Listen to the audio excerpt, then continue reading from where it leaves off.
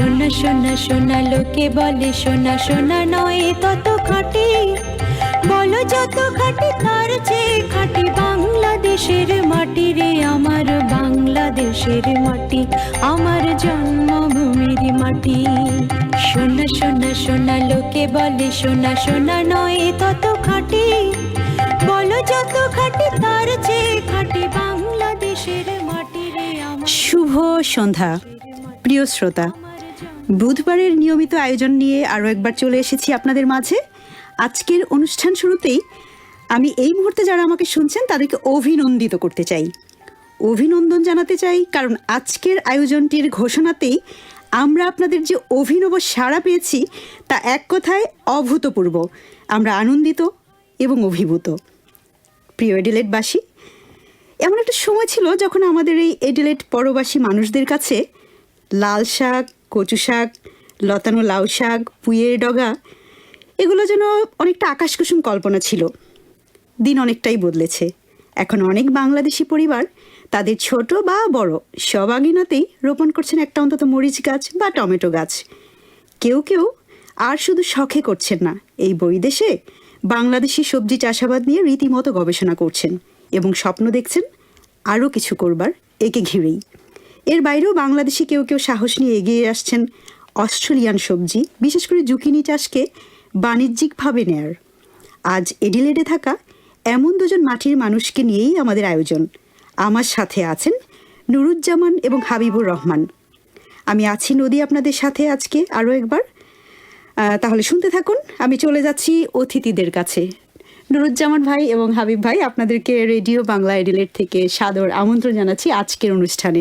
শুরুতে আমি নুরুজ্জামান ভাইয়ের কাছে আসি। ভাইয়া, যারা এই মুহূর্তে রেডিও শুনছে তাদের কাছে আপনার পরিচয়টা যদি আপনি নিজে একটু দিতেন খুব ভালো হতো। ধন্যবাদ নদী আপা। আমার নাম মোহাম্মদ নুরুজ্জামান। আমি এডিলেটে আসছি 2010 সালে জুলাই মাসে। আসার পরে এখানে আমি ইনহামে ফ্যাক্টরিতে চাকরি করেছি। সেখান থেকে আমি আমার ফ্রেন্ডের মাধ্যমে তারা আমাকে বলছে যে তুমি কি কোনো ফার্মে উইকেন্ডে কোনো পিকিং করতে যাবা কিনা। তো আমি চিন্তা করছি যেহেতু আমার ব্যাকগ্রাউন্ড এগ্রিকালচার, তো আমার তো কিছু এগ্রিকালচারের রিলেটেড কিছু দেখাও একটা শখ ছিল।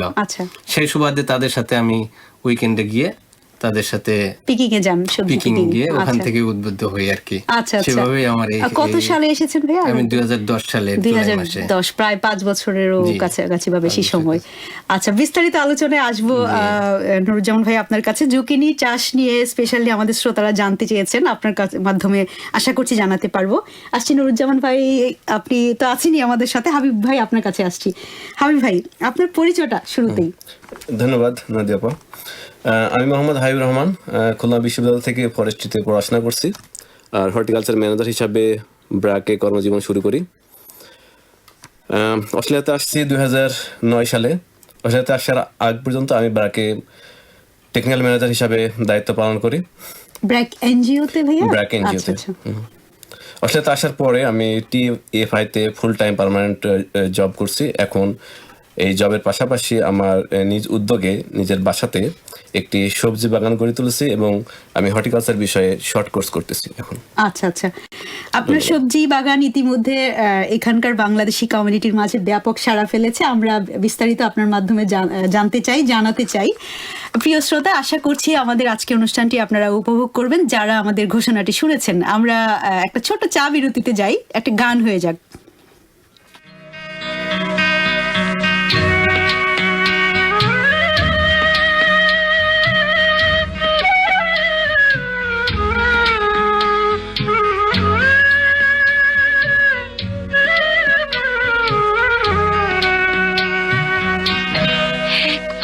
যেতে দিনা আমার ছোট্ট সোনার গান, একবার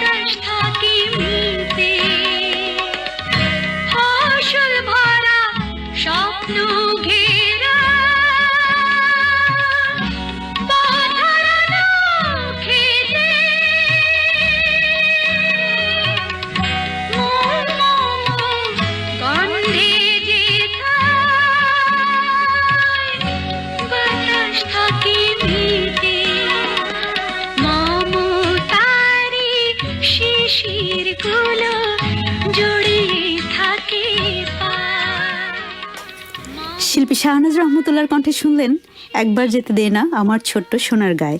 এইরকম একটা দেশের গান আমি নিশ্চিত আপনারা অনেকেই শুনতে শুনতে হারিয়ে গিয়েছিলেন ফেলে আসা শৈশবের গ্রামে, অনেকেই।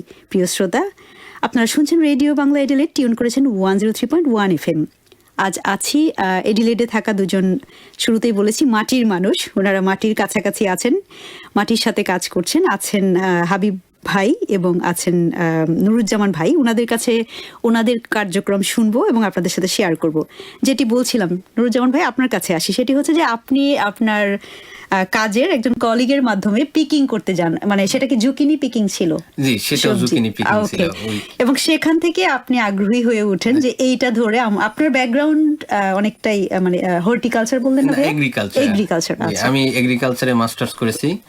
এটা কি কৃষি বিশ্ববিদ্যালয় থেকে? আচ্ছা আচ্ছা, মাস্টার্স তো করেছি। তারপর ওখান থেকে আগ্রহটা শুরু হলো যে আমি কেন As a এটাতে কৃষিবিদ হিসেবে আমার ইচ্ছা হলো যে তাহলে আমার তো একটু ক্ষেত খামার দেখার ইচ্ছা আছে এখানে এসে। এই বিষয়ে প্রাতিষ্ঠানিক শিক্ষা আছে রীতিমতো। জি, তো সেখান থেকে যাওয়ার পরে আমি যে মালিকের কাজে গেলাম, তার পরের দিন সে আমাকে বলতেছে তুমি কি এই ফার্মিং আগ্রহী কিনা? তো আমি বললাম যে হ্যাঁ, আমি তো করতে আগ্রহী। তো আমাকে বললো যে তাহলে তুমি আমার সাথে কাজ করতে পারবা। আচ্ছা আচ্ছা, তারপরে ওনার সাথেই শুরু করছি। হ্যাঁ। তখন আমি ইনহামে কাজও করি, আবার পাশাপাশি ওনার সাথে। এটা টাইমিংটা কেমন ছিল ভাইয়া? মানে আপনি ইনহামে কখন আমি কাজ ইনকামে করতেন? কাজ করতাম হচ্ছে 2:36 থেকে, আমি 2টার দিক চলে যেতাম।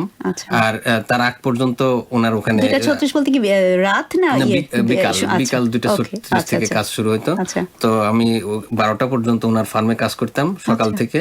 ও, আর আচ্ছা, আচ্ছা। তারপরে ইনহামে কাজ ওখানে করতাম। যেতেন, ওখানে আমি 6 মাস ওনার কাছ থেকে লার্নিং নেই।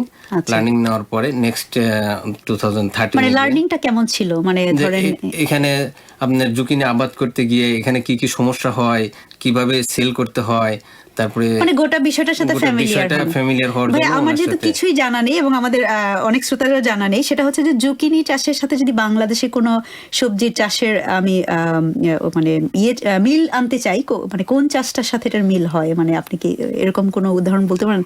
মানে জুকিনিটা তো বাংলাদেশে ওভাবে হয় না। মানে আমি বলতে চাইছি যে যেমন শসা যেভাবে আমরা ফলাই বা তার সাথে কোনোটার সাথে কি সিমিলার কোনো আছে? না, সামার স্কোয়াশ বাংলাদেশেও আছে। সামার স্কোয়াশটা এটাই, সামার আচ্ছা। স্কোয়াশ আর জুকিনি একই রকম। Okay. তো একই সামার ফ্যামিলি। স্কোয়াশ কি তরমুজ জাতীয়? সরি ভাই, ওই যে বাঙ্গি বলি যে আমরা, ওরকম কিছু? একই ফ্যামিলির এরা। ও আচ্ছা। সো আর বাংলাদেশে যে সবজিগুলি তো প্রতিদিন তোলা হয় না, এই জুকিনিটা একটা ওগুলো প্রতিদিন তুলতে হয় আপনাকে। আচ্ছা, এটা একটা আচ্ছা। ফাস্ট গ্রোয়িং ক্রপস আচ্ছা আচ্ছা, এটা। ওকে। মানে জুকিনি কি ভাইয়া ওই যে কি জাতীয় মাটির মাঝে হয়? মানে এটা কি সয়েলটা কি ডিফারেন্ট কিছু? না, সয়েল ডিফারেন্টের জন্য আলাদা সয়েলের জন্য কোনো লাগে না। মানে অস্ট্রেলিয়ান নরমাল যে সয়েল ওখানেই হচ্ছে নরমালি হচ্ছে, তবে স্যালাইন সয়েলটা এটা টলারেট করতে পারে না। আচ্ছা, তবে স্যালাইনটা রিডিউস করার জন্য আবার মেডিসিন আছে এখানে, সেগুলি ইউজ করতে হয় মাঝে সাঝে আপনার। ভাই আপনার কাছে একটু আপনি একটু ভেবে রাখেন, আমি ঠিক যেভাবে জানতে চাইবো সেটা হচ্ছে ধরেন কেউ একজন জুকিনি চাষে উদ্বুদ্ধ হলো এখানে যে আমি এই কাজটাতে যেতে চাই, তার আপনি যেহেতু এই জিনিসটা গোটা জিনিসটার মাঝখানে থেকে এখন একটা পর্যায়ে নিয়ে গেছেন, শুরুতে তাকে কি ভাবা উচিত, কি প্রিপারেশনটা নেওয়া উচিত, এরপর সে কিভাবে শুরু করতে পারে, ইনভেস্টমেন্ট থেকে শুরু করে ফিজিক্যাল এফোর্ট সবটুকু আমি আপনার কাছে ফিরছি। তার আগে আসি হাবিব ভাই আপনার কাছে। হাবিব ভাই, নুরুজ্জামান ভাই যেটা বললেন উনার ব্যাকগ্রাউন্ড ছিল, আমার জানা মতে আপনারও আছে। আপনি কি কাইন্ডলি একটু বাংলাদেশের আপনার যে এই বিষয়ে যে আপনার শিক্ষা এবং অভিজ্ঞতা সেটা আমাদের সাথে একটু আগে শেয়ার করবেন? আমার পড়াশোনা ফরেস্ট্রিতে পড়াশোনা এবং ব্র্যাকে আমি হর্টিকালচারে জব করতাম, যার কারণে আমার গাছের প্রতি একটা ভালো লাগা ওখান থেকে তৈরি হয়। আচ্ছা। এরপরে আমি বাংলাদেশে ব্র্যাকে আপনারা জানেন যে হর্টিকালচার সেক্টরে ব্র্যাক অনেক বেশি কাজ করতেছে। তো সেখানে টিস্যু কালচার ল্যাব আছে, গ্রিন হাউস আছে এবং অনেক ফ্যাসিলিটিস আছে সিডলিং প্রোডাকশন করার জন্য, প্রোপাগেশন করার জন্য। তো আমি এখান ম্যানেজার হিসাবে সব ধরনের চারা প্রোডাকশন করতাম, আমের চারা, কাঁঠালের চারা, লেবু, পেয়ারা, গোলাপ, আচ্ছা, সব ধরনের চারা তৈরি করতাম। আবার আমাদেরকে ট্রেনিং দেওয়ার জন্য আমেরিকা থেকে প্রখ্যাত সায়েন্টিস্ট আসতেন, যেমন আমি বলতে পারি ম্যালকম এম ম্যানার, উনি এসে আমাদেরকে প্রশিক্ষণ দিতেন। আমাদের কিছু কিছু প্লান্ট আসতো নেদারল্যান্ড থেকে। আপনারা জানেন যে নেদারল্যান্ড হলো ওয়ার্ল্ডের সবচেয়ে কাঠ ফ্লাওয়ারে বিখ্যাত, সবচেয়ে বিখ্যাত কাজ করেন নেদারল্যান্ডে। তো ব্র্যাক থেকে বিভিন্ন সুযোগ সুবিধা আমি নিয়ে আমি ওখানে একটা জিনিস দেখলাম যে এখানে কাঁঠালের যে গ্রাফটিং জি। কাঁঠালের গ্রাফটিংটা এর আগে করা হতো না, তো আমি কাঁঠালের গ্রাফটিং করার ব্যাপারে একটু কাজ করলাম। গ্রাফটিং যে কলম যেটাকে হ্যাঁ, বলে, কলম। আচ্ছা আচ্ছা, নরমালি কাঁঠালের যে চারাটা প্রোডাকশন হয় সেটা বীজ থেকে, কিন্তু বীজের চারা সমস্যা হলো এটা মাতৃগাছের গুণাবলীটা আপনার চারাতে অটুট থাকে যায় না, না, এটা অটুট বদলে থাকে যেতে না, পারে। বদলে আচ্ছা, যেতে আচ্ছা। পারে। মানে কোনো মিষ্টি একটা কাঁঠাল গাছ, বাট পরের কাঁঠাল গাছ সেরকম হবে তার কোনো নিশ্চয়তা নেই, কোনো নিশ্চয়তা আমি নেই। যদি ভুল না করি। হ্যাঁ, এটা ঠিক, রাইট। তো এই জন্য আমি শুরু করলাম যে কিভাবে কাঁঠালের গ্রাফটিং করা যায়। আচ্ছা, তো আচ্ছা। বিভিন্ন পদ্ধতি অ্যাপ্লাই করে আমি অবশেষে সফল হলাম এবং গ্রাফটেড কাঁঠাল উৎপাদন করতে তখন শুরু করলাম। আচ্ছা। বিষয়টা প্রথমে আমাদের বস আমার চোখে পড়লো এবং উনি শায়েখ হিরাজ আছে বাংলাদেশের প্রখ্যাত কৃষিবিদ, এক নামে সবাই চেনেন। তো উনি বিষয়টাতে খুব আগ্রহ প্রকাশ করলেন এবং চ্যানেল আয়ে হৃদয়ে মাটি ও মানুষের মাধ্যমে এটা সম্প্রচার করেন। আচ্ছা আচ্ছা। তারপরে আমি অস্ট্রেলিয়াতে আসলাম। অস্ট্রেলিয়াতে আসার পরে আমার তো আগ্রহ হর্টিকালচার সেক্টরে কাজ করার ব্যাপারে। তো আমি প্রথমে বিভিন্ন গার্ডেন সেন্টারগুলা ঘুরে দেখলাম, বার্নিং ওয়্যার হাউস, স্ট্যাটকো, মিটার 10, তারপরে বিভিন্ন গার্ডেন সেন্টারগুলা। তো সেখানে একটা জিনিস আমি লক্ষ্য করলাম যে বাংলাদেশি যে প্লান্টগুলা কিংবা এশিয়ান যে প্লান্টগুলা সেখানে কিন্তু নাই। আপনি ইচ্ছা করলে একটা কচুর চারা আপনি নিতে পারবেন না, আপনি ইচ্ছা করলে একটা আমের চারা আপনি সেখানে নিতে পারবেন না। একদমই আমাদের চোখে পড়েনি।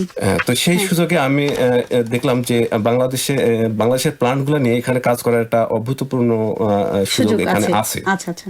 আর তারপরে এখানকার এনভায়রনমেন্ট হলো সম্পূর্ণ একটু ভিন্ন বাংলাদেশের থেকে। তো যার কারণে আমাকে এখানকার এনভায়রনমেন্টটাকে জানার জন্য, উপযোগী করার জন্য আমি আবার এখানকার এনভায়রনমেন্ট কিংবা এখানকার হর্টিকালচার সেক্টর সম্পর্কে জানার জন্য আমি এখানে একটা শর্ট কোর্স করতে শুরু করলাম। আচ্ছা আচ্ছা। এটা কি টেইফের আন্ডারে ছিল? আচ্ছা আচ্ছা, দ্যাটস ভেরি গুড। তারপরে এটা এভাবেই শুরু। আমি এখন যেটা করতেছি, এখন আমার বাসাতেই নিজ উদ্যোগেই আমি বাংলাদেশের প্লান্টগুলা প্রোডাকশন করার জন্য একটা স্ট্রাকচার আমি সেখানে সেট আপ করছি। আচ্ছা। সেখানে আমি বিভিন্ন চারা প্রপাগেশন করার জন্য যে ব্যবস্থা, ন্যূনতম যে ব্যবস্থা সেটা আমি রাখছি, যেমন pot, growing media preparation, soil test, তারপরে সেই চারাগুলা কাল্টিভেশন, এগুলাও আমি সেখানে করতে জানা আছে প্রতিটা পর্যায়ে, সেই পর্যায়গুলো এখানে অ্যাপ্লাই করে যাচ্ছেন এবং ওভাবেই আপনি গুছিয়ে নিয়েছেন জিনিসটা, বুঝতে পারছি। এবং সেটা আমি করছি এই বছরের প্রথম থেকে শুরু করছি। আচ্ছা। এবং ফলাফল ভীষণ এক্সপেক্টেড এখন পর্যন্ত। খুবই ভালো। হ্যাঁ, আপনার পোস্টের মাধ্যমে বাংলাদেশের যে ফেসবুক ফ্যান পেজে যারা আছেন অনেকেই আপনার সবজি বাগান সম্বন্ধে অবহিত আছেন, কিন্তু নতুন যারা শুনবেন আপনাদের দুজনকেই ভাই একটা তথ্য দিয়ে রাখি, সেটা হচ্ছে যে আমাদের রেডিও বাংলা এডিলেডের প্রোগ্রামগুলো আজকে লাইভ ধরেন এখানে শুধু সাউথ অস্ট্রেলিয়াতেই শোনা যাচ্ছে, এটা অন্য কোথাও শোনা যায় না। তা আমরা চেষ্টা করবো রেকর্ডেড প্রোগ্রামটি আমাদের আরো বেশি সংখ্যক শ্রোতার কাছে পৌঁছে দেওয়ার। এবং আপনাদের সাথে আজকে বসছে এই ঘোষণাটা গতকাল যাওয়ার পর আমরা অনেকগুলো ইনবক্স মেসেজ পেয়েছি, অনেকে জুকিনি চাষের ব্যাপারে আগ্রহ প্রকাশ করেছেন, এবং সেটা শুধু এখানে না, বাংলাদেশ থেকে আমাদের একজন শ্রোতা ইন্ডিয়া থেকে আমাদেরকে মেসেজ দিয়েছেন যে এই বিষয়ে আমরা একটু বিস্তারিত জানতে চাই। তো নুরুজ্জামান ভাই সেটা মাথায় রেখে আশা করি টিপসগুলো দিবেন। আর হাবিব ভাইয়ের কাছে অনেকেই লাল শাক চেয়েছেন, কিভাবে কি আনা যাবে এই বিষয়গুলো আপনার কাছ থেকে জানতে চাবো। তবে প্রিয় শ্রোতা, আমি একটু বলে নিই, সেটা হচ্ছে যে আজকে হাবিব ভাই এবং নুরুজ্জামান ভাইয়ের সাথে বসার আগে আপনারা স্বাভাবিকভাবে বুঝতে পারছেন যে এর আগে ওভার ফোনে আমাদের কথা হয়েছে। তো হাবিব ভাই এত মজার কিছু তথ্য আমাকে বাগান সম্বন্ধে দিয়েছেন, আমি জানি না সেগুলো নিয়ে হয়তো একটু পরেই ফিরতে পারবো, বাট এই মুহূর্তে আমি যে গানটিতে যাব সেটি হাবিব ভাইকে স্পেশালি ডেডিকেট করছি। একটা গান হয়ে যাক।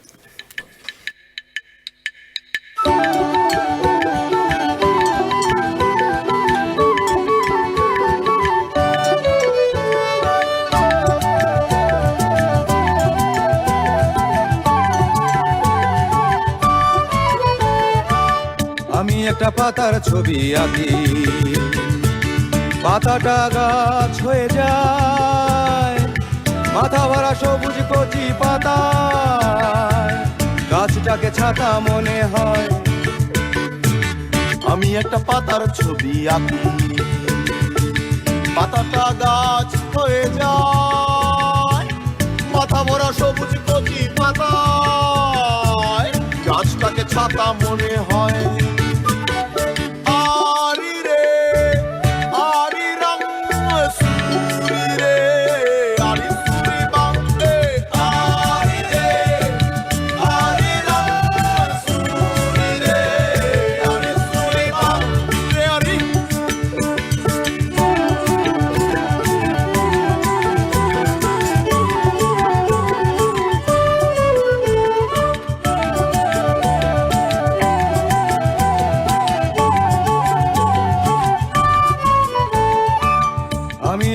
ফুলের ছবি আঁকি ভ্রমর উড়ে আসে তাই ফুলে বসে ভ্রমর ফুলের মধু চুষে খায় আমি একটা ফুলের ছবি আঁকি ভ্রমর উড়ে আসে তাই ফুলে বসে ভ্রমর ফুলের মধু চুষে খায়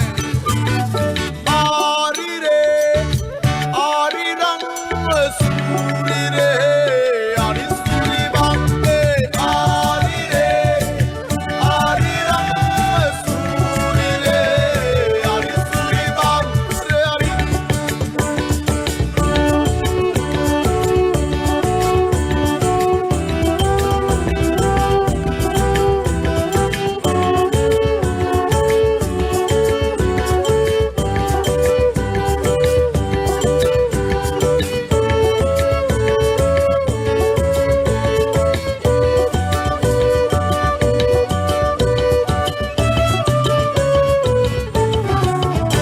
আমি ঝড় আঁকতে পারি না তবু ঝড় বয়ে যায় ঝড় আঁকতে পারি না তবু ঝড় বয়ে যায় আমার উঠানে আমার আঙিনায় ঝড় রাখতে পারি না তবু ঝড় বয়ে যায় আমি ঝড় রাখতে পারি না তবু ঝড় বয়ে যায় আমার উঠানে আমার আঙিনায় হতভম্ব আর্টিস্টম্যান কিছুই জানে না হতভম্ব আর্টিস্টম্যান কিছুই বোঝে না হতভম্ব আর্টিস্টম্যান আঁকতে পারে না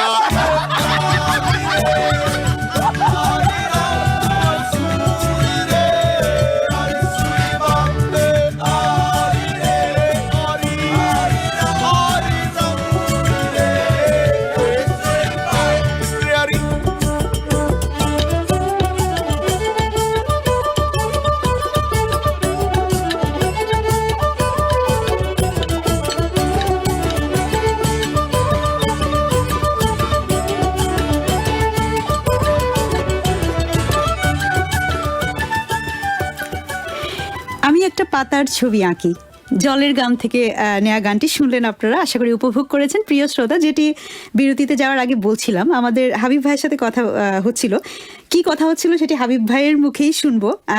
কেন আমি এই গানটি হাবিব ভাইকে ডেডিকেট করলাম। হাবিব ভাই, আপনি যেটি বলছিলেন সেটি কি শ্রোতাদের সাথে একটু শেয়ার করবেন? হ্যাঁ, সেটা হলো যে আপনারা জানেন, কেউ কেউ হয়তো জানেন যে গাছেরও জীবন আছে। হ্যাঁ, যেটি জগদীশ চন্দ্র বসু প্রমাণ করে গেছেন কয়েক যুগ, বহু কাল আগে। আবার আপনি যদি গাছকে পরিচর্যা করেন, গাছের যত্ন করেন, গাছকে খাবার দেন, গাছকে পানি দেন, তবে সেই গাছটা কিন্তু আপনাকে বুঝতে পারবে যে আপনি তার বন্ধু। আবার আপনি যদি গাছকে কোনো ক্ষতি করেন, গাছ কাটেন, তাহলে আপনি ওই গাছের কাছে যখন যাবেন তখন সেই গাছটা কিন্তু আপনাকে বুঝতে পারবে যে আপনি তার শত্রু। মানে এটা কি মানে অবভিয়াসলি এটা একটা সাইকোলজিক্যাল এফেক্ট। মানে আপনি কি বলতে চাচ্ছেন যে এটা আপনি নিজে থেকেই খারাপ বোধ করবেন, বুঝতে পারবেন গাছ আপনাকে ভালোভাবে নিচ্ছে না, এটা আপনি বুঝতে পারবেন, মানে কানেকশনটা ওই লেভেলে থাকে আপনার সাথে, এরকম বলতে চাচ্ছেন? না, গাছ বুঝতে পারবে। আচ্ছা আচ্ছা, গাছ বুঝতে পারবে যে এটা আমার বন্ধু, এটা আমার শত্রু। খুবই ভালো লাগলো এরকম একটি ফাইন্ডিংস আমাদের হাবিব ভাইয়ের মাধ্যমে আমরা জানলাম। হাবিব ভাই, আপনার কাছে আসছি। নুরুজ্জামান ভাই, এবার আপনি শ্রোতাদের আর ওয়েট করিয়ে রাখবো না, অনেক শ্রোতাই অপেক্ষা করে আছেন। সেটি হচ্ছে যে জুকিনি চাষ আপনি তো একটা পর্যায়ের মাধ্যমে গিয়ে এখন নিয়মিতভাবে চাষ করছেন এবং আমার জানা মতে আপনি যথেষ্টই সফল এই জায়গাটায়। তো আপনি ধরেন একজন শ্রোতা যে কালকে থেকে এই বিষয়ে ভাববে বা ভাবছে, এই বিষয়ে সেও কাজ শুরু করবে, তার জন্য আপনার পরামর্শ এবং আপনার কাজের মাধ্যমে আপনার যে হতাশার জায়গাগুলো এবং আশার জায়গাগুলো শ্রোতাদের একটু শেয়ার করবেন কাইন্ডলি। সত্য কথা, এখানে হতাশা বা আশা দুটেই থাকে। সত্য, প্রথমে যেটা চিন্তা করতে হবে, এখানে জমি পাওয়াটা এখানে অনেক ডিফিকাল্ট, ভালো জমি বিশেষ করে। আপনি কি কিনে নিয়েছেন? মানে এখন আমি রেন্টিং করছি, লিজ করেছি। বাট এখানে যে ল্যান্ডগুলি পরিত্যক্ত থাকে, বিশেষ করে স্যালাইন সয়েল এখানে বেশি, স্যালাইন সয়েল জমিগুলি পরিত্যক্ত থাকে, সেই জায়গাগুলিতে নিলে আপনার দেখা যায় যে একটু সাকসেসের পার্সেন্টেজটা হয়ে যায়। তো শুরুতে যে যারা শুরু করবে, আমার পরামর্শ থাকবে যে ফার্স্ট কাজ হবে যে জমিটার সয়েলটা টেস্ট করে সেই এখান থেকে একটা পরামর্শ নিতে হবে যে এই সয়েলটাতে এই ক্রপটা করা যাবে কিনা। কারণ এটা কি ভাইয়া প্রফেশনাল কারোর মাধ্যমে করে নিবে? যেমন হ্যাঁ, আপনার একটা ব্যাকগ্রাউন্ড ছিল, সো আপনি এই বিষয়টা জানতেন, আপনাকে তো এটা কেউ বলে দেয়নি, বা না, আপনি তো এটা জানতেনই যে সয়েল টেস্ট একটা অংশ আমি যদি কাজটা করি। জি। আচ্ছা আচ্ছা। তো এইখানে আপনার যে কেমিক্যাল সবগুলো আছে, ভার্জিনিয়া আছে, এটা হলো আপনার এগ্রিকালচার সেক্টরের একটা প্রাইম প্লেস। এইখানে গেলে আপনার ইনফরমেশন গুলি পাওয়া যায়, ওদের কাছে গেলে যে ওরা সয়েল টেস্টটা করে দেয়। আচ্ছা আচ্ছা, মানে তাদের মাধ্যমে আপনি সয়েল টেস্টের কাজটা করে নিতে পারছেন। হ্যাঁ, সয়েল টেস্টটা আপনি ফার্স্ট কাজটা সয়েল টেস্ট করে নিতে হবে, এবং সেখানে তারা রিকমেন্ড করবে যে আসলে এই এটা জুকিনি চাষের জন্য উপযুক্ত কিনা, এই কোন ক্রপের জন্য এটা আসলে উপযুক্ত। আর তারপরে স্টেজটা হচ্ছে যে এখানে মার্কেটিং একটা অনেক বড় ফ্যাক্টর। অনেক সময় মার্কেটে আপনি ফসল ফলাইছেন, কিন্তু মার্কেটে ইন করাটা অনেক সময় ডিফিকাল্ট হয়ে যায়। তো সেই সেক্টরটাও একটা বিবেচনা রাখতে হবে যে মার্কেটিং সেক্টরটা কি অবস্থা, মানে গোলটা ঠিক করতে হবে, আপনি কোথায় জিনিসটা প্রোডাক্টটা নিয়ে যাবেন, কোন চ্যানেলে যাবেন, সেলিং মানে আপনার প্রোডাকশনের আগেই আপনাকে ঠিক করে নিতে হবে যে সেল করব কোথায়, সবটুকু হতাশা না নিতে চাইলে এই জায়গাটাতে একটু করতে হবে। আর তারপরে কিছু টেকনিক্যাল বিষয় আছে, এগুলি অবশ্যই কিছুটা হলেও আপনার আগের থেকে জানা থাকতে হবে যে এই ক্রপটা যে আমি করতে যাচ্ছি, এই ক্রপটার জন্য কি কি, এটা অনেক ফাস্ট গ্রোয়িং ক্রপস, আপনি শুরুতে লাগানোর 45 দিনের মাথায় আপনি ফল তুলতে পারবেন। আচ্ছা আচ্ছা। এখানে ম্যান পাওয়ারের বিষয়টা চলে আসে, সেখানে আপনি উদ্যোগ নিয়েছেন, তো আপনার সাথে আপনি কি নিশ্চয়ই একা কাজটা শুরু করেননি, তাই কি? না, আমি তো বলছি যে আমি যে একজনের সাথে শুরু করেছিলেন, বাট পরবর্তীতে আপনি কি তার সাথে আছেন? না, আমি তখন 6 মাস অভিজ্ঞতা নেওয়ার পরে আমি যখন শুরু করেছি, তখন আমি নিজের থেকে একা একা করেছি। এরপর কি আপনার সাথে কেউ যুক্ত হয়েছে কিনা? না, এরপরে আমার সাথে আর কেউ যুক্ত হয়নি। অনেকেই চেষ্টা করেছিল আমার সাথে যুক্ত হওয়ার, কিন্তু আমি আসলে অ্যাকসেপ্ট করি নাই ওইভাবে এইগুলি, কারণ পার্টনারশিপটা আপনি চেয়েছেন যে সংগ্রামটা, যুদ্ধটা আমার একার থাকুক, আমি একটা লেভেলে নিয়ে যাই, এরকম কি? এরকম আসলে পার্টনারশিপে সাকসেস হওয়াটা অনেক চ্যালেঞ্জের বিষয়, অন্যরকম একটা বিষয়, একটা চ্যালেঞ্জের বিষয়। কিন্তু মানে আমি আসলে বলতে চাইছি যে আপনার তো কারো সাহায্য নিতেই হচ্ছে না, মানে স্পিকিং এর জন্য হলেও তো আপনার লাগছে, শ্রম লাগছে। সেক্ষেত্রে আমি যেটা বলবো, আমি আসলে বাংলাদেশি সবার কাছে কৃতজ্ঞ। বাংলাদেশি প্রথম দিকে আমাকে সবাই হেল্প করেছে, বাংলাদেশে যে মানুষের সাথে আমাদের পরিচয় ছিল সবাই আমাদেরকে হেল্প করেছে, স্বতঃস্ফূর্তভাবে আমাকে হেল্প করেছে, এবং সবার কাছে আমি কৃতজ্ঞ এই জন্য আর কি। তারপরে এখানে লেবার, আমি যখন এই সব সেক্টরটা বেশি কাজের চাপ হয়, তখন সবার সাথে যখন পরিচয় হয়ে গেলাম, তখন আমার আর লেবারের প্রবলেম হয় নাই ওরকম। শুরু থেকে আমার একটু আপনি আর একটু স্পেসিফাই করতে, সেটা হচ্ছে জুকিনি কি সারা বছরই ফলানো যায়? যেহেতু আমি মার্কেটে দেখি জুকিনি সারা বছর করা যায় না, আউটসাইডে। মানে এখানে গ্রিন হাউসে আবার শীতকালে উইন্টারে করা যায়, কিন্তু উইন্টারে আবার আউটসাইডে করা যায় না। সো আপনার যদি গ্রিন হাউস, মানে বেস্ট সিজন কোনটা জুকিনির, তাহলে কোন সময়কালটা হচ্ছে?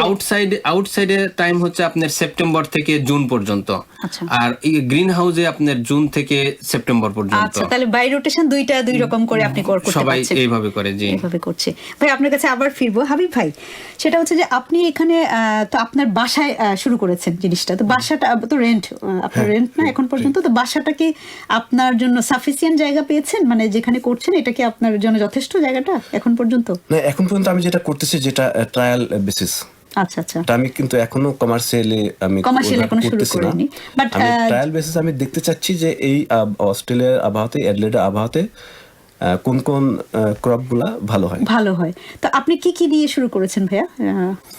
আমি এখানে পুঁই শাক, লাউ, গোলাপ করছি, টিউলিপ করছি, মরিচ, বেগুন, টমেটো, তারপরে আপনি কচু বোধহয় করেছেন একটা ইয়েতে করে।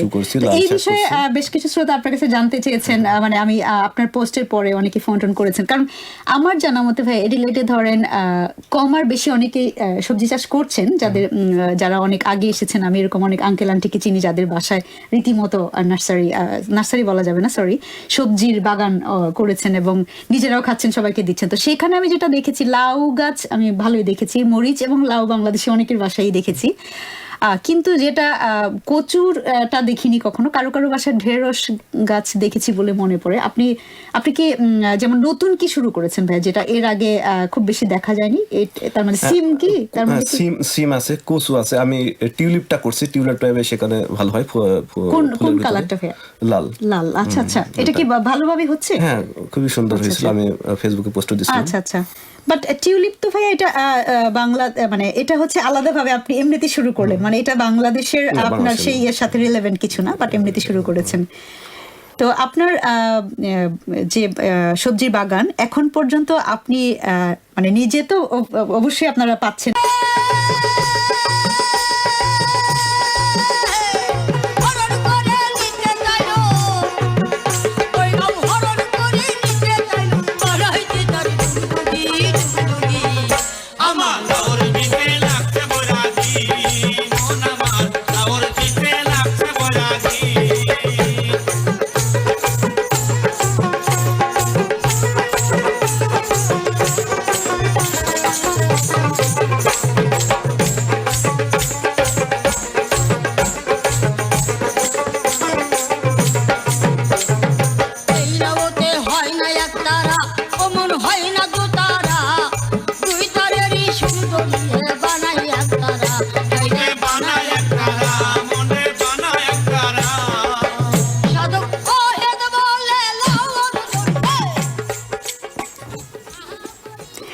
প্রিয় শ্রোতা, কাঙালিনী সুফিয়ার কণ্ঠে শুনলেন এই মাটির গানটি। শুনছেন রেডিও বাংলা এডিলেড, সাউথ অস্ট্রেলিয়ায় বাংলাদেশের অনুরণন।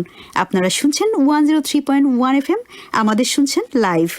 আছি অতিথি হাবিব ভাই, নুরুজ্জামান ভাইয়ের সাথে কথা বলছিলাম এডিলেডে চাষবাস এই বিষয়ে। আবারও অতিথিদের কাছে ফিরব, তার আগে ছোট্ট করে প্রিয় শ্রোতা কিছু অভিনন্দন জানিয়ে নিই। অভিনন্দন জানানোর পালা। সেটি হচ্ছে যে আপনারা জানেন, ভয়ঙ্কর এক অভিজ্ঞতার মধ্য দিয়ে কার্স্টেসন পিরামিড পর্বত শৃঙ্গ জয় করলেন পর্বতারোহী ওয়াসফিয়া নাজরিন। কথা রাখতে পেরেছেন ওয়াসফিয়া। কথা দিয়েছিলেন বিশ্বের 7টি পর্বত শৃঙ্গ জয় করবেন। 4 বছর আগে তিনি তার এই কর্মসূচি দিয়ে শুরু করেন। জীবনের ঝুঁকি নিয়ে সেটির বাস্তবায়ন করলেন বাংলাদেশের এই পর্বতারোহী। অভিনন্দন, অভিনন্দন এবং অভিনন্দন সাহসী ওয়াসফিয়া নাজরিনকে। এবং আরও অভিনন্দন, আজকের এই একটু আগের পাওয়া খবরে জানা গেছে প্রথমবারের মতো বিশ্ব একাদশ ক্রিকেটে জায়গা করে নিয়েছে আমাদের টাইগার মুস্তাফিজের জন্য অনেক অনেক অভিনন্দন। প্রিয় শ্রোতা, ফিরছি আমাদের অতিথিদের কাছে। নুরুজ্জামান ভাই, যেখানে ছিলাম সেটা হচ্ছে জুকিনি চাষ আপনি শুরু করেছেন এবং আমার জানা মতে আপনি একজন সফল এই বিষয়ে যথেষ্টই, এবং আপনি বাণিজ্যিকভাবে এটি চালিয়ে যাচ্ছেন। এই মুহূর্তে আপনার কার্যক্রমটি যদি আরো একটু তুলে ধরতেন আমাদের সামনে, কেমন যাচ্ছে আপনার এই জুকিনি চাষ কার্যক্রম? ধন্যবাদ। বর্তমানে আমরা যে চাষ করতেছি জুকিনি, সেখানে আমি একটু রিমাইন্ড করে দিই আপনাকে, সেটা হচ্ছে যে আপনি শুরু করলেন 2010-এ, তাই না? 2012 ডিসেম্বরে, এই বিজয়ের মাসে। প্রিয় শ্রোতা, এইরকম একটি বিজয়ের মাসে ডিসেম্বরে 12-এ আমাদের নুরুজ্জামান ভাই শুরু করেছিলেন জুকিনি চাষ। আজকে প্রায় 4 বছর পর আমরা রেডিও বাংলা এডিলেডে বসে একজন সফল, আপনি কোন পরিচয়টি পেতে অভ্যস্ত আমি জানি না, আমি বলবো যে সফল উদ্যোক্তা, তার সাথে কথা বলছি এবং সেলিব্রেট করছি জুকিনি চাষি হিসাবে বাংলাদেশের নুরুজ্জামান ভাইকে। বলেন নুরুজ্জামান ভাই। জি, প্রথমে আমি শুরু করার পরে যে আমার স্ট্রাগলগুলি হইলো সেগুলি তো আমি বললাম যে এগুলি এইভাবে ওভারকাম করার পরে এখন আমি 2টা ফার্ম করতেছি 2 জায়গাতে। তবে আমার পিছনে, সফলতার পিছনে যেটুকুই সফলতা হয়েছে তার পিছনে শক্ত হাল ছিল আমার স্ত্রীর। আচ্ছা আচ্ছা। সে আমাকে, তাকে রেডিও বাংলার মাধ্যমে অভিনন্দিত করে দিন, আমরা আপনাকে সুযোগ দিলাম। আশা করি ভাবি শুনছেন আপনি, আপনাকে অভিনন্দন এইরকম একটি যাত্রায় থাকার জন্য। রিয়েলি সে অনেক এফোর্ট দিয়েছে এবং তার প্রচেষ্টার কারণে আজকে এত দূর আসা। আগে বলবেন না, তাহলে ভাবিকেও নিয়ে আসতাম। এইরকম অধ্যায়টি আমাদের জানা ছিল না, আজকে আমাদের মিস হয়ে গেল। ভাবি পরবর্তীতে আপনাকে যেটা হচ্ছে 2টা ফার্মে সে পুরো একটা দায়িত্ব, আমি পুরো আরেকটার দায়িত্বে, মানে দুজন মিলে করছেন। দুজন মিলে, এক সাইডে সে দেখে, এক সাইডে আমি দেখি, এবং ওয়ার্কাররা জুকিনি তুলে দেয়, সে এক সাইডে প্যাকিং করে, আমি আরেকটা ফার্মে প্যাকিং করি। আচ্ছা আচ্ছা। এইভাবে শক্ত হাতে হাল না ধরলে হয়তো এত দূর আমার আসা সম্ভব ছিল না, সেভাবেই। আর বর্তমানে আমাদের আর অত বেশি সমস্যা হয় না, কারণ আমরা গত বছর থেকে পার্মানেন্টলি ওয়ার্কার নিয়োগ দিয়ে দিয়েছি। আচ্ছা, কজন কাজ করছেন আপনার সাথে? এই মুহূর্তে পার্মানেন্টলি কাজ করে 4 জন, আচ্ছা। আর পার্ট টাইম মনে করেন 2 জন 3 জন যখন লাগে ওদেরকে বললে ওরা আমাদেরকে লেবার এসে help সাপ্লাই করছে। দেয়। আচ্ছা এই ভাই, দিক আপনি থেকে। কাজের সময়টা ধরেন কোন সময়টা, মানে জুকিনি বাগানে আপনাদের কোন সময়টা থাকতে হচ্ছে? আমরা কাজ শুরু করি 6:30 থেকে, ভোর থেকে? ভোর 6:30 থেকে। এরপরে কোনোদিন যখন জুকিনি বেশি হয়ে যায় তখন টাইম বেশি লাগে, আচ্ছা। আবার কম হইলে কম মনে করেন যে 200-250 বক্স যখন হয়ে যায় তখন হয়তো 4-5টা বেজে যায় আর কি। আচ্ছা তারপরে প্যাকিং শেষ করে তারপরে ওগুলি আবার ডেলিভারি দিতে হয় এইভাবে। আচ্ছা, আমি আরো কিছু প্রশ্ন নিয়ে আসবো ভাইয়া, আপনি আছেন আমাদের সাথে। হাবিব ভাই, আপনার বাগানের যে চাষগুলো আপনি শুরু করেছেন, ইতিমধ্যে আমরা শুনেছি কি কি শুরু করেছেন, তো প্রতিটা জিনিস কি সমানভাবেই আপনার মন মতোই হয়েছে? মানে আপনি কোনো একটা স্পেশালি যদি বলেন, মানে এমন কিছু কি আছে শেয়ার করার? যেমন কচুর কথা যদি আমি বলি, যে অনেকের এই বিষয়ে আগ্রহী, তো এইটা কি আপনার যেভাবে আপনি শুরু করেছেন, আপনি কিভাবে করলেন, এটা কোথায় পেয়েছেন বা কিভাবে করলেন? হ্যাঁ, কচু আমার মনে হয় কচুর চারা আমি কোথাও দেখি নাই অ্যাডলেডে। আমি ইন্টারনেটে আমি সার্চ করে দেখছি যে কচুর চারা কোথায় পাওয়া যায় কিনা। আচ্ছা। বেসিক্যালি আমার বাংলাদেশে কচুর শাকটা আমার খুব প্রিয় ছিল। আচ্ছা। তো আমি চাচ্ছিলাম যে এখানে কচুর শাকটা কিভাবে উৎপাদন করা যায়। আচ্ছা তো আমি যখন কোনো জায়গাতে কচুর চারাটা পেলাম না, তখন আমি নিজেই এটা উৎপাদন করার উদ্যোগ নিলাম। আচ্ছা। এবং বেশ সফলভাবে কচুর চারা এখানে হইতেছে। লাউ শাকটা খুবই ভালো হইতেছে। মানে আপনি কচুর প্রথম ইয়েটা কোত্থেকে জোগাড় করলেন ভাই বললেন? কচু আমি পেয়েছিলাম প্যারাফিল্ড গার্ডেনে একটা শপ আছে, এশিয়ান শপ, ওখান থেকে আমি কচুর বীজটা সেটা এনে আপনি নিজেই বীজ রোপণ করলেন? আচ্ছা আচ্ছা, সেখানে আমি চারাটা প্রোডাকশন করলাম। আচ্ছা, এখন ভাইয়া আপনি যেটা শুরু করেছেন সেটা থেকে কি অন্য কেউ এটা মানে চেষ্টা করতে পারে? মানে এই কচুর এটা কি অন্য জায়গায় সম্ভব আপনার কাছ থেকে নিয়ে চারা নিয়ে? আমার চারা নিয়ে যেখানে লাগানো যাক, আমার তো পটের চারা, আচ্ছা, এই পটের চারা নিয়ে যে কোনো জায়গাতেই লাগানো অন্য সম্ভব, উৎপাদন করা এটা সম্ভব। চেষ্টা করা যেতে হ্যাঁ, পারে। মাটিতে লাগানো সম্ভব, অন্য বড় পটে লাগানো সম্ভব।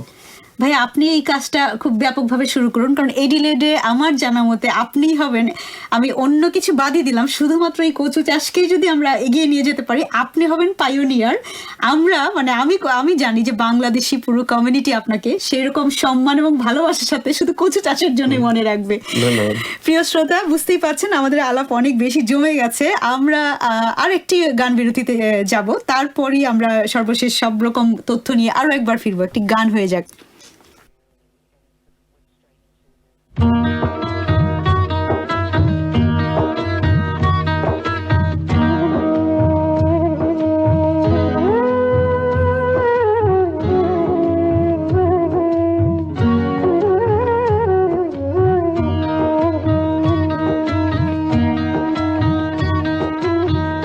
পৌষের কাছাকাছি রোদ মাখা সেই দিন ফিরে আর আসবে কি কখনো? ফিরে আর আসবে কি কখনো? খুশি আর লজ্জার মাঝামাঝি সেই হাসি, তুমি আর হাসবে কি কখনো? তুমি আর হাসবে কি কখনো?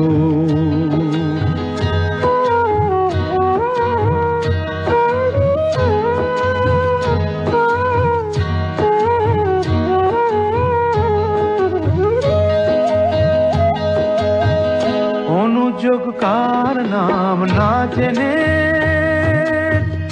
অধরেতে কোনো সাড়া নাই নে। অনুযোগ কার নাম না জেনে অধরেতে কোনো সাড়া নাই নে। দেখা আর না দেখার কাছাকাছি কোনো রং, চোখে আর ভাসবে কি কখনো? চোখে আর ভাসবে কি কখনো?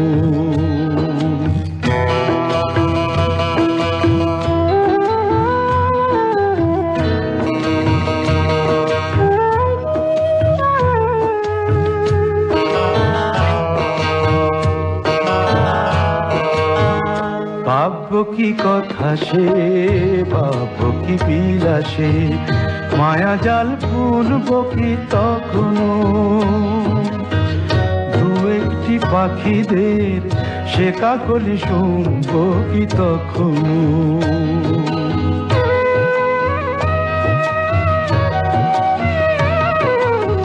সে বাতাস পাশে কি গো বাজাবে, সে আবেশ মনে মনে সাজাবে। বোঝা আর না বোঝার কাছাকাছি কোনো গান, ভালো আর বাসবে কি কখনো, ভালো আর বাসবে কি কখনো? পৌষের কাছাকাছি রোদ মাখা সেই দিন ফিরে আর আসবে কি কখনো? প্রিয় শ্রোতা, আমরা যখন এই মুহূর্তে এডিলেটে প্রখর ও দারুণ অতি দীর্ঘদিনের অপেক্ষায়, বাংলাদেশে তখন কুয়াশায় মোড়া শীতের আবেশে আবেশিত বাংলাদেশ। আমরা এই গানে গানে চেষ্টা করলাম কিছুটা আবেশিত হতে। পৌষের কাছাকাছি শুনলেন কিংবদন্তি শিল্পী মান্নাদের কণ্ঠে গানটি। প্রিয় শ্রোতা, আজ আমরা ছিলাম হাবিব ভাই এবং নুরুজ্জামান ভাইয়ের সাথে। ওনারা দুজন এডিলেডে প্রথমবারের মতো একজন জুকিনি চাষে সফল হয়েছেন এবং একজন এখনো পরীক্ষামূলক একটি ছোট ব্যক্তিগত সবজি বাগান দিয়ে শুরু করেছেন এবং ওনার অনেকগুলো স্বপ্ন আছে। আমরা সেই স্বপ্নে ফিরব। তার আগে ছোট্ট করে প্রিয় শ্রোতা আপনাদের দুটো নিউজ দিয়ে রাখি। সেটি হচ্ছে যে আগামী 19শে ডিসেম্বর সাবকা আয়োজিত বিজয় মেলা থাকছে গুডউড প্রাইমারি স্কুলে। বিস্তারিত জানার জন্য আপনারা বাংলাদেশি পেজগুলোতে চোখ রাখতে পারেন। এবং আগামী 13ই ডিসেম্বর অ্যাবাকের আয়োজনে থাকছে Bangladeshi food and cultural festival 2015। এই আয়োজনটির বিস্তারিত জানতে হলো আপনাদেরকে চোখ রাখতে হবে বাংলাদেশি সবকটি পেজে। ধন্যবাদ। এবার ফিরি মূল অনুষ্ঠানে। নুরুজ্জামান ভাই, আমরা আছি অনুষ্ঠানের একদম শেষ ভাগে। আপনার কাছে আসলে মোটামুটি যা জানার ছিল আমি চেষ্টা করেছি তার জিজ্ঞেস করতে, এবং আমি নিশ্চিত যে আমাদের শ্রোতাদের হয়তো আরো অনেক রকম প্রশ্ন থাকবে। এবং হাবিব ভাই, আপনার ব্যাপারেও অনেক রকম কোয়েশ্চেন ছিল শ্রোতাদের, এবং আজকের অনুষ্ঠানের পরে আমরা হয়তো আরো কিছু প্রশ্ন পাবো। সময় এবং সুযোগ হলে ভবিষ্যতে আবার বসা যেতে পারে, বাট আজকে যেহেতু নিয়ম অনুযায়ী আমাকে শেষ করতে হবে, শেষ প্রশ্নে আসি। সেটা হচ্ছে যে আপনার এই বিষয়ে আরো কোনো ভবিষ্যৎ পরিকল্পনা আছে কিনা, বা এই মুহূর্তে যে কাজটা করছেন সেই কাজের ব্যাপারে আপনার এমন কিছু কি আমাদের শ্রোতাদের বলার আছে কিনা রেডিও বাংলা রিলের মাধ্যমে? ধন্যবাদ নদীপা। আমার ভবিষ্যৎ পরিকল্পনা এই লাইনে সেটা হচ্ছে যে এখানে আমি শুধু গ্রোয়ারের মধ্যে সীমাবদ্ধ থাকতে চাই না। কারণ এখানে আমি দেখেছি যে আমি গ্রোয়ার হিসেবে যে এক বক্স জুকিনির যে দাম পাচ্ছি, একজন সেলস যে এজেন্ট যাদের কাছে আমি সেল করি তারা যে প্রাইস পাচ্ছে, এখানে একটা গ্যাপ থাকে আমার। সো আমার টার্গেটটা এই জায়গাতে আসার, যে আমি যদি কখনো এজেন্টশিপ নিতে পারি তাহলে এটা আমার জন্য অনেক বেনিফিট হবে। মানে এজেন্টের ব্যাপারটা কি, ধরেন কোলস ওলট এই ধরনের বড় কোনো সুপারমার্কেটে ডাইরেক্ট আপনার কাছ থেকে নিবে এরকম কিছু? না, আমি ট্রাই করেছি এরকম, কিন্তু ওরা ওই এজেন্টশিপ না হলে আপনি নেয় না। যেমন একজন গ্রোয়ারের কাছ থেকে নিতে গেলে একজন কোলস বা উলটসের মতো সুপারমার্কেট ডিরেক্ট আপনার যখন ঝুঁকিনি থাকবে না তখন সে কোথা থেকে নিবে, যার কারণে যে এজেন্ট সে আরো 10টা গ্রোয়ারকে হ্যান্ডেলিং করে, যার কারণে আমার যদি বন্ধ হয়ে যায় আর 5 জন থাকে, রিস্কটা নিতে চায় না, তারা একটা কন্টিনিউটির মাঝে রাখতে চায়, যার কারণে ওই জায়গাটাতে একটা টার্গেট। তো এইখানে যেতে গেলে আমার কিছু আরো প্রিপারেশনের দরকার আছে, যেমন আমার নিজস্ব কিছু লোকেরও প্রয়োজন আছে, তারপরে ফিনান্সিয়াল একটা বিষয় আছে। আর একটা বর্তমানে যে বিষয়টা হচ্ছে যে শুধু এজেন্টশিপ নিয়ে 5টা গ্রোয়ারকে এক করে সেটাও মানে একটু ডিফিকাল্ট হয়ে যায়। অনেক সময় দেখা যায় যে টাইমলি সাপ্লাই করা যায় না, যার কারণে অনেক এজেন্টের বর্তমানে যে বিষয়টা আছে যে তারা নিজেরা একটা ফার্ম রাখে। সো সেরকম আমিও আমার ফ্রেন্ডশিপ পেয়েছি, তারাও আমার সাথে একমত, তারা একটা বড় ধরনের ফার্ম করবে। ইভেন তারা প্ল্যান করতেছে যে বাংলাদেশ থেকে লোক আনার পরিকল্পনাও করা যায় কিনা এই ফার্মের মাধ্যমে। তো এই বিষয়ে ভাই আমি একটা তথ্য আপনাকে দিতে চাই। সেটা হচ্ছে সম্প্রতি জানা গেছে যে অস্ট্রেলিয়ান সরকার কৃষি খাতে বাংলাদেশ থেকে লোক আনতে পারে, এরকম একটা নিউজ আমরা পড়েছি। তো ডেফিনেটলি আমার মতে হচ্ছে যে আপনাদের মতো যাদের স্ট্রং ব্যাকগ্রাউন্ড আছে ইউনিভার্সিটিতে পড়ার, তারা প্রেফার পাক বা তারা আসুক, যেন এরকম কিছু উদ্যোগ নিয়ে সফলতার মুখ দেখতে পারে। আমি ব্যক্তিগতভাবে সেটাই চাইবো। এরকম আমি ফ্রেন্ডশিপ পেয়েছি, তারা আমার সাথে বলছে আমাকে যে আমি যদি বড় করে করি তাহলে, আমি যদি লুক আফটার করি তাহলে তারা আমার সাথে করতে পারে। এবং আমরা ভবিষ্যতে চিন্তা ভাবনা করছি যে বাংলাদেশ থেকে কিছু লোক এই ফার্মের এগেইনস্টে আনা যায় কিনা, এটা একটা পরিকল্পনা আছে। আর এজেন্টশিপ নেওয়ার একটা চিন্তা ভাবনা এটা আছে। এর জন্য যে আমার প্রস্তুতি, যে আমার নিজস্ব লোক দরকার, সেজন্য আমি আরেকটা ধাপ আগে গেছি, যে আমার হয়তো কিছু আত্মীয় স্বজন হয়তো আগামী বছরে ইনশাল্লাহ আসবে আর কি। আচ্ছা, আপনার সব রকম স্বপ্ন পূরণ হোক, সত্যি হোক, সফল হোক, শুভকামনা রইল। বিদায় নিচ্ছি না ভাইয়া, হাবিব ভাইয়ের কাছ থেকে আর একটু কিছু শুনে নেই। সেটা হচ্ছে, হাবিব ভাই, আপনার নার্সারি এই পর্যায়ে যেখানে আছে সেখান থেকে নিঃসন্দেহে আপনার কিছু স্বপ্ন আছে। আপনার স্বপ্নগুলো বলুন, মানে নেক্সট ধাপে কোন পর্যন্ত আপনি যেতে চান বা কি পরিকল্পনা এখন পর্যন্ত করেছেন? আমি পরীক্ষামূলকভাবে আমি দেখতেছি যে কোন কোন চারাগুলা, কোন কোন প্লান্টগুলা আমাদের অ্যাডিলেডের আবহাওয়াতে করা সম্ভব।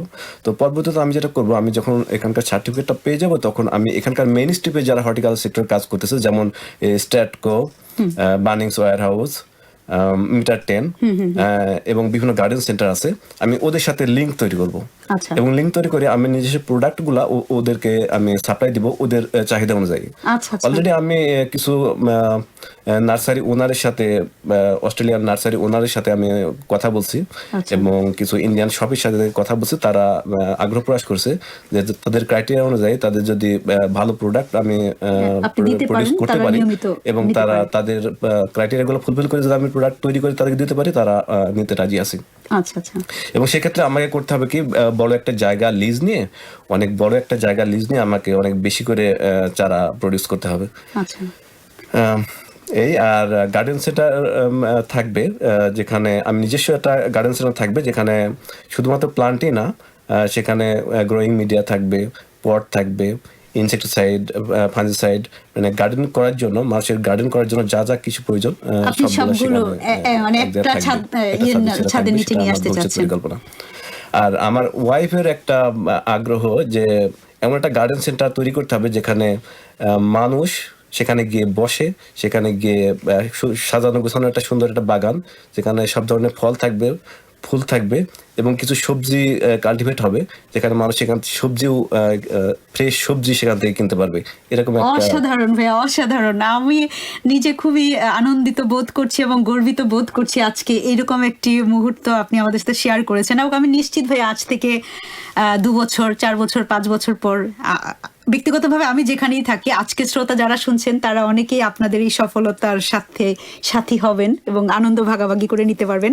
আমার পক্ষ থেকে সবটুকু শুভকামনা তো থাকবে। আজকে রেডিও বাংলা এডিলেটকে আপনারা সময় দিয়েছেন, সেজন্য আপনাদের দুজনকে আমার আরো একবার আন্তরিক কৃতজ্ঞতা। ভাই শেষ আপনি যদি কিছু বলতে চান। ধন্যবাদ আপনাকেও, রেডিও বাংলা এডিলেটের মাধ্যমে সবাইকে, শ্রোতাদেরকেও আমি ধন্যবাদ জানাতে চাই এবং আজকে আমাদেরকে আমন্ত্রণ জানানোর জন্য আপনাকে আবার ধন্যবাদ জানাচ্ছি। ভালো থাকবেন ভাইয়া। হাবিব ভাই আর কিছু কি বলতে চান? আমি সবাইকে বলতে চাই যে আমাদের শ্রোতা মণ্ডলী সবাইকে আমি বলতে চাই যে আপনারা বাগান করুন। বাগানের অনেকগুলো উপকারিতা আছে। একটা হলো বাগান প্রশান্তি দেয়, মনের প্রশান্তি দেয়। আর হলো বাগান পরিবেশ থেকে ক্ষতিকর কার্বন ডাই অক্সাইড শোষণ করে পরিবেশকে নির্মল করে। আরেকটা বিষয় আমি খুবই বলতে আগ্রহী যে আমাদের বাচ্চারা, তারা কিন্তু অধিকাংশ সময় ইন্টারনেট, ল্যাপটপ, আইপ্যাড, কম্পিউটার এগুলো নিয়ে থাকে। আমরা যদি তাদেরকে গার্ডেনিংয়ে ইনভলভ করতে পারি, তো কিছুটা সময় তারা নেচারের সাথে কাটাতে পারবে এবং পরবর্তীতে তাদের জীবনের জন্য এটা অনেক ভালো কিছু একটা হবে। অসাধারণ বলেছেন হাবিব ভাই, আপনাকে অশেষ ধন্যবাদ। শুভকামনা জানিয়ে আজকের অনুষ্ঠানের ইতি টানবো। তার আগে ছোট্ট করে আমি আমার একটা ব্যক্তিগত স্বপ্ন বলতে চাই। হাবিব ভাই, নুরুজ্জামান ভাই, আমি আপনাদের মাধ্যমে এই স্বপ্নটা ছড়িয়ে দিতে চাই। এই এডিলেডে আমি স্বপ্ন দেখি যে একদিন এমন একটা জায়গা হবে যেখানে শুধুমাত্র মানে বাংলাদেশি সবজির একটা বাজার হবে, যেখান থেকে হচ্ছে বাংলাদেশিরা তো আসবেই, পুরো এশিয়ান পিপলরা ওইভাবেই। আপনি জানেন যে এশিয়ান সবজির বাজারগুলো কিরকম রমরমা অবস্থা বা এখানকার, কারণ আমরা কিন্তু এখন পর্যন্ত বাংলাদেশি সবজি কিনতে হলে এশিয়ান যে গ্রোসারি শপগুলো আছে দুইটা, মানে চাইনিজ বা ভিয়েতনামি যারা, তাদের কাছে দ্বারস্থ হচ্ছি। আমাদের বাংলাদেশি ওনারশিপের কোনো এখন পর্যন্ত আমরা পাচ্ছি না। আমি ব্যক্তিগতভাবে খুবই স্বপ্ন দেখি যে হাবিব ভাই এরকম একটা চালু করেছেন, সেখানে নুরুজ্জামান ভাইয়ের ঝুঁকিনি থাকবে, অন্য কোনো একটা প্রোডাক্ট আসবে যেখানে আমরা একসাথে যেয়ে কিনতে পারবো, শুধুমাত্র সেটা সবজির হবে। এবং বাংলাদেশি সবজিগুলো আমি শুধু বাংলাদেশিদের কথা বলছি না, আপনি জানেন যে হ্যাঁ এটা ঠিক যে হাবিব ভাই, নুরুজ্জামান ভাই, একটা জিনিস আমার বলার ছিল, সেটা হচ্ছে যে বাংলাদেশি মাটির গান দিয়ে আমি শুরু করেছি। আপনার কি মনে হয় যে বাংলাদেশে মাটির গুণের জন্যই বাংলাদেশি সবজির মজা আলাদা, অস্ট্রেলিয়ার আলাদা? এই বিষয়ে আপনারা ছোট্ট করে যদি বলেন, আপনি কি মনে করেন? মাটি আসলেই সোনার মাটি, এটা সত্য কথা, এটা ভোলার মতো না। বলার মতো না। অস্ট্রেলিয়াতে আমরা সারা বছর সবই খাচ্ছি, কিন্তু সেই মজাটা কিন্তু না। পাচ্ছি না, ঠিক না ভাইয়া? ঠিকই। আমি যদি ভুল না করি। না, ঠিকই। তো তারপরও আমরা চেষ্টা করব আমাদের এই সীমিত সামর্থ্য নিয়ে এগিয়ে যাওয়ার। ভাইয়া, আপনাদেরকে অনেক অনেক শুভকামনা, শুভেচ্ছা জানিয়ে শেষ করছি। প্রিয় শ্রোতা, বিদায় বলবো, তার আগে বলে নিই, বিংশ শতাব্দীর অত্যন্ত প্রতিভাবান জনপ্রিয় সঙ্গীত শিল্পী এবং গিটারিস্ট জর্জ হ্যারিসনের মৃত্যুবার্ষিকী ছিল গত 25 তারিখ। 2001 সালের এই দিনে এই প্রতিভাবান শিল্পী মৃত্যুবরণ করেন। বাংলাদেশের স্বাধীনতা যুদ্ধে তার কালজয়ী গান পুরো বিশ্বে প্রভাব বিস্তার করেছিল। পরপার চিরদিন ভালো থাকবেন হে বাংলার চিরন্তন বন্ধু। শ্রদ্ধাঞ্জলি জানাবো জর্জ হ্যারিসনকে বিজয়ের এই মাসে। শুভরাত্রি।